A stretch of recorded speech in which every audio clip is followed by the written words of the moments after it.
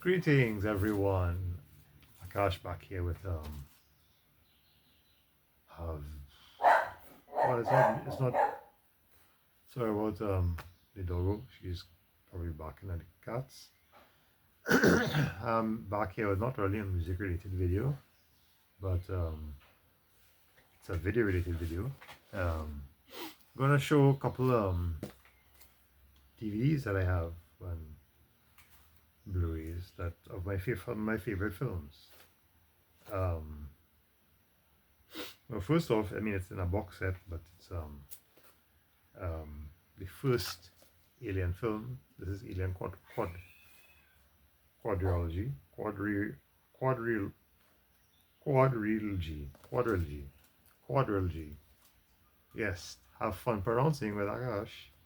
Yeah, Alien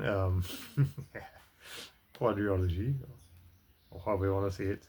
This is the first four films. I really like.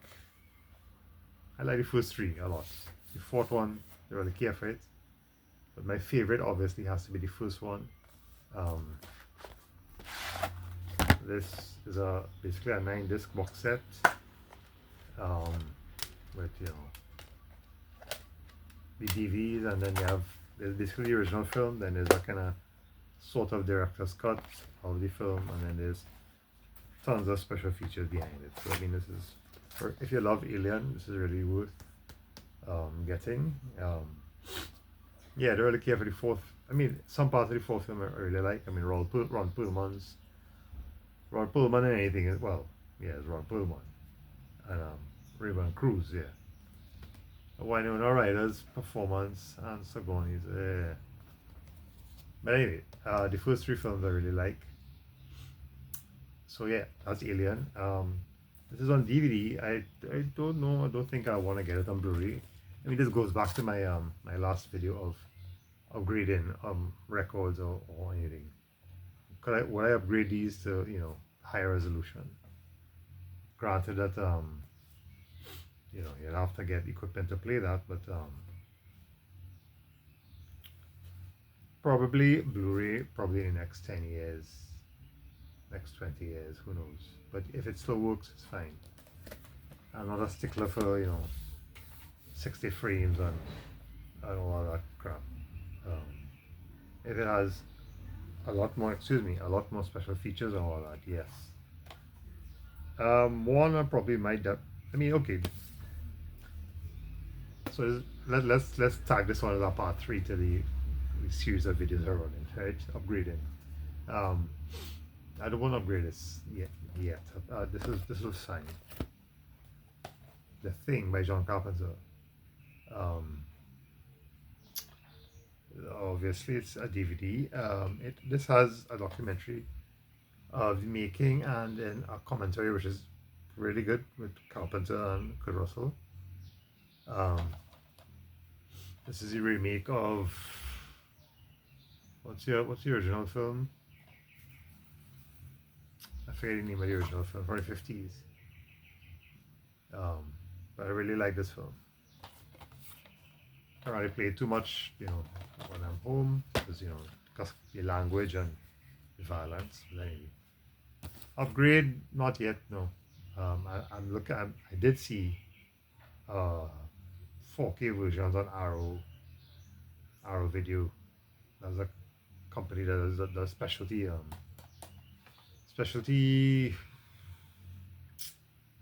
movie releases.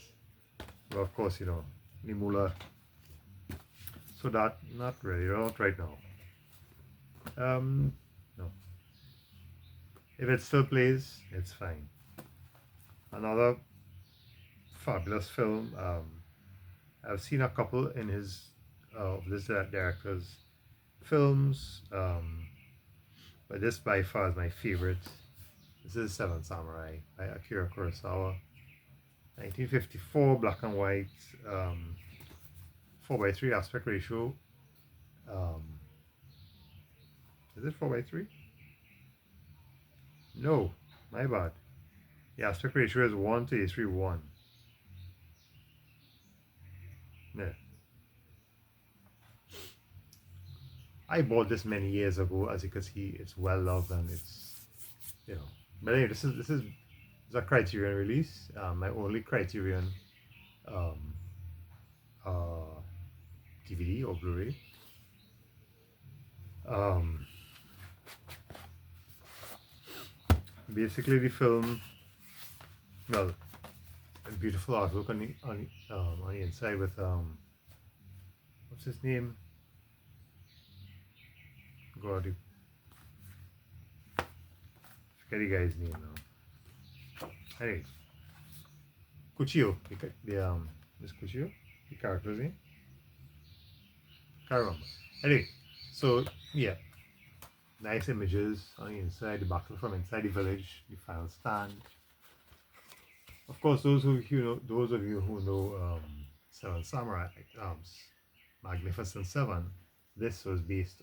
Magnificent Seven was based on this film. So it comes with well, it just comes on two films, and there's some special features with um,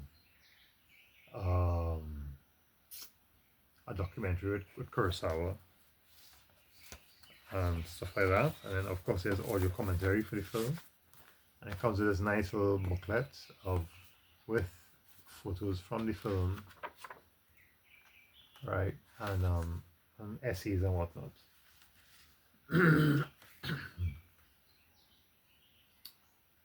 Toshiro Mufune. That's yeah, that's the guy. That's this dude here. Toshiro Mufune. He's probably a really good Japanese actor of that time, and he was great in this film. So yeah, Seven Samurai. The this copy still plays. I don't mind the resolution, being, I don't know what it is, if it's 720 or 480. I'll come to resolution in another film, but I've also looked at thinking about getting upgrading this, but it's fine. It still plays. Another great film that I like.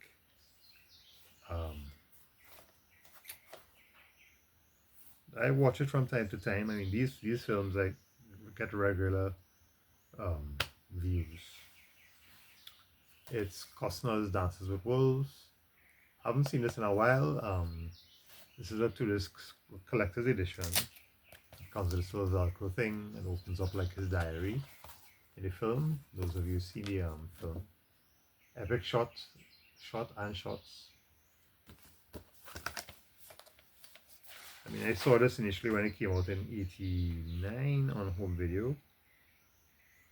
No, wait a minute. This was 1990 when it came out, so no. Yeah, this is probably 1991 when it came out on home video, and I saw it for the first time.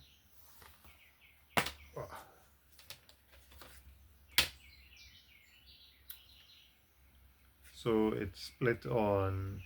So it has these what you call dual-sided discs back in the day, where they had the movie on one side and then they'll have special features on the other side, and then I have another one like that right here.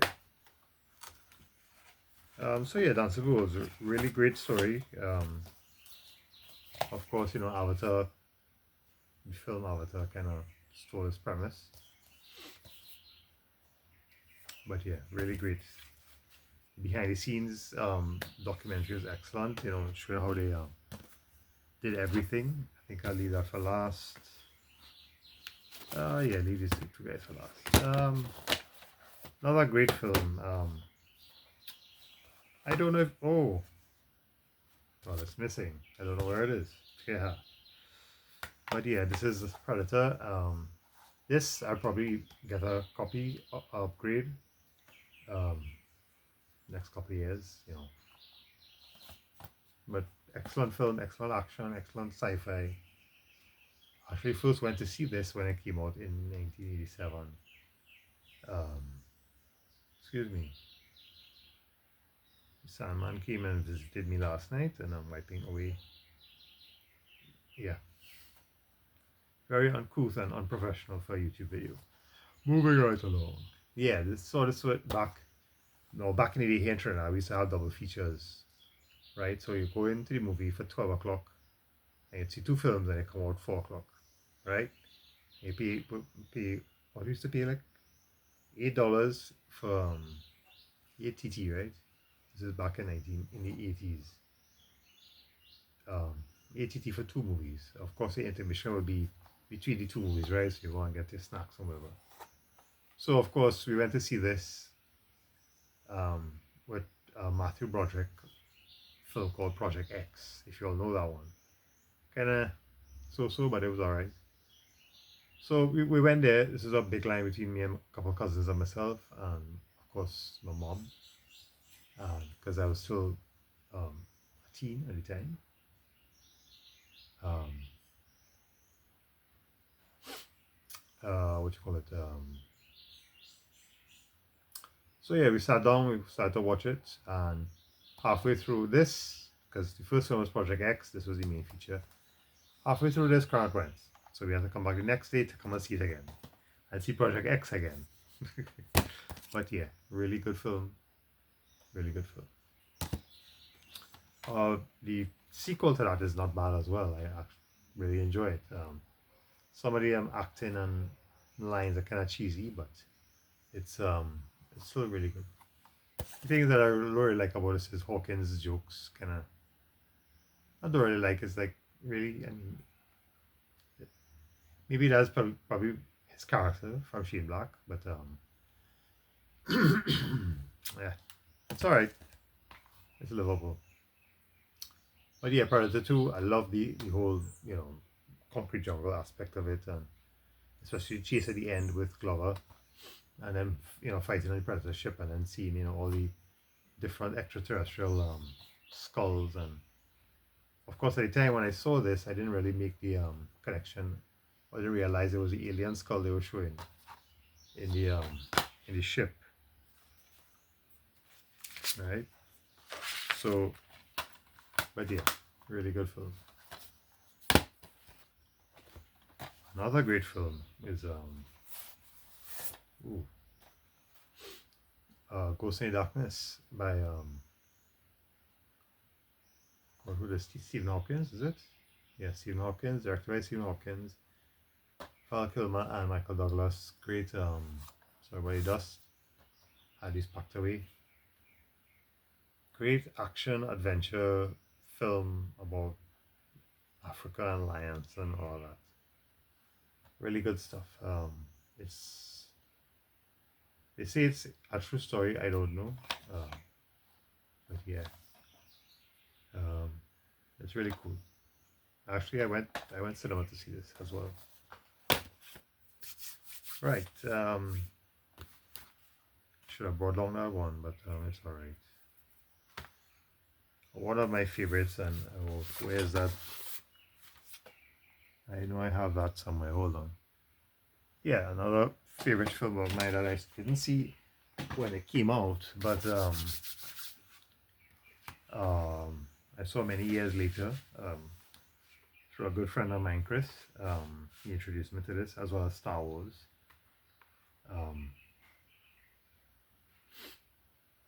That's Blade Runner, 1982, Ridley Scott, Harrison Ford, Rutger Hauer, all the people involved, Sean Young.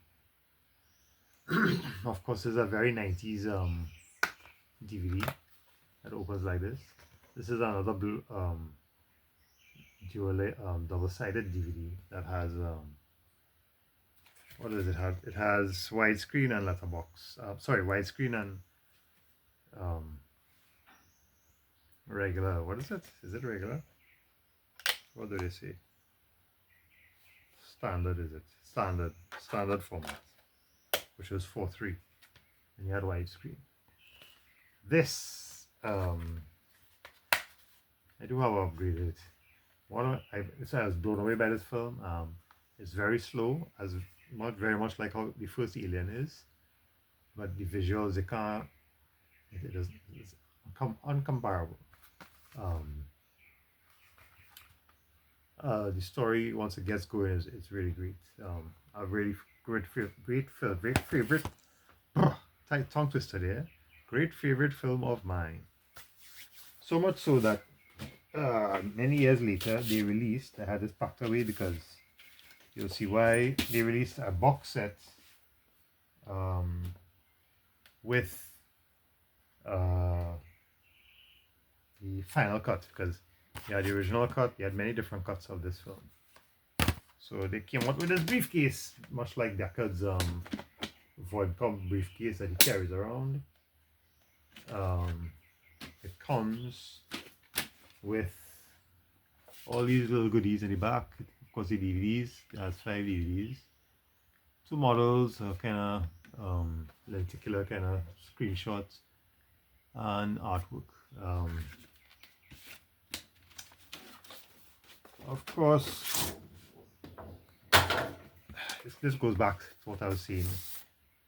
I had this put on quite a while because it's, yeah, and the hinges broke. Not the hinges, the mechanism for it to open broke, and this one breaking too.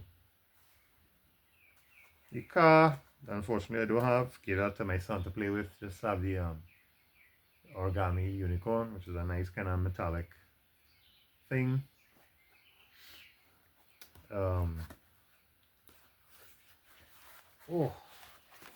So yeah, this DVD. This I'd like to get upgraded for on Blu-ray someday.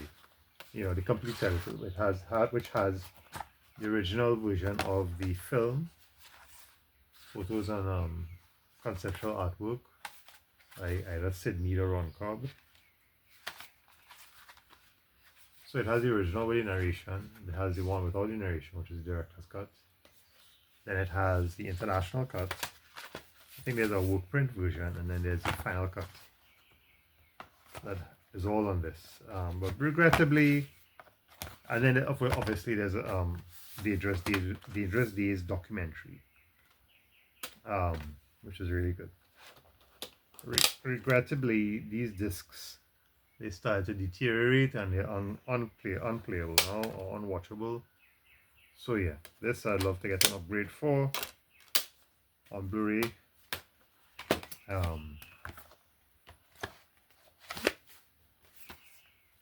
really love this film so much so that, you know, I put the comic version of the Marvel comic version, the comic adaptation of the film in here.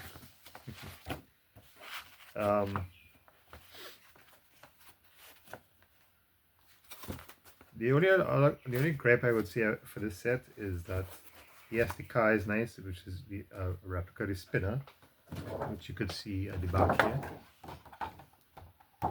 and the origami thing, and all the what you call the artwork, and oh my word, it's stuck in there. All the artwork that comes in this nice little folder. Well, here's the lenticular image of could just get it out, of Deckard, you know, one of the final scenes where he's going up to his apartment or something like that. Can't get it quite right, but yeah, that's it. That's basically it. Yeah, put that back after. And then they have conceptual art by Sid Mead, you know.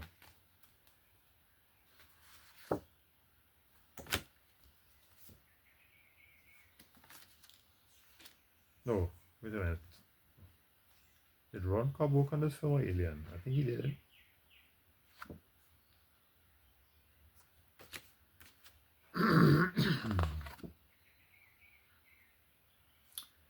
This one is by Mentor Hubner, production illustration. This one is by Tom Crenham. This is a storyboard by Sherman Labby of the fight between Pris and Deckard, I think. Yeah. And again, another one with Leon and Holden in the beginning. Right. And then this is Sid Mead with the Vodka machine. All these things are great for the sets. What would have made it even better was if they included a copy of the short story "Do Androids Dream of Electric Sheep" by Phil K. Dick. Put that back up. So yeah, Blade Runner. That's one I'd like to get an upgrade of. And then lastly, we have a couple of Blu-rays I have a few. Oh, I didn't pull those guys. Where are those guys at? No, I did some moving, so everything's in a bit of a disarray. But here's Close Encounters of the Third Kind. I really love this film. I was watching it the other day. It's so enthralling as a film. It has there's a couple of versions on this: theatrical, special edition, and director's cut. So yeah, and then of course there's the making of and all of that. And of course, come down to the final. Well, one I think this is my favorite set of films ever. That's the Lord of the Rings trilogy by Peter Jackson. This is the extended edition. You can't oops. As the Fellowship, the Two Towers, and Return of the King. And I'm glad they maintain this color scheme to go along with the, oops, sorry guys, the original DVDs, which I have. Again, they're somewhere. But my good friend Chris gave this to me for Christmas or birthday. I have it sealed in this bag, but they match the color scheme of the blue original DVDs. This is a signed Return of the King by Christopher Lee. But yeah, I'm glad they matched the color scheme. Favorite trilogy ever. Favorite. Well, it's my favorite. I watch it a couple times a year. And, yeah. There's nothing more I need to say about this. Everybody knows this phenomenon of films. The best trilogy ever made.